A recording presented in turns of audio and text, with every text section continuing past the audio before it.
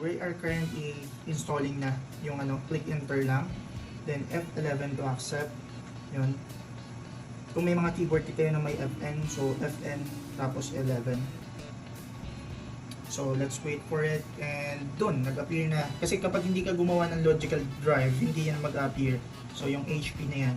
So kailangan mo kasi yan to dyan mo kumbaga install yung operating system. So scanning, so US default, yung keyboard, okay na yan. So password.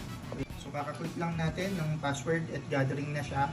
So F11 na ulit to install the ESXi sa server niyo.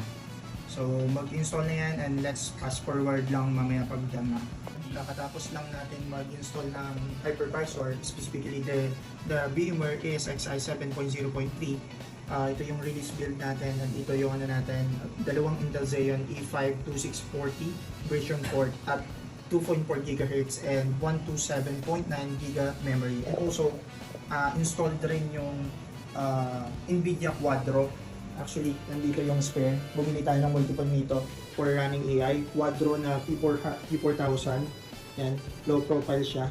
So, saktong-sakto sa 1U na server. Kasi magra-run tayo ng multiple AI models dito sa atin as gagawin natin din as service dito sa Bytescraper Solution.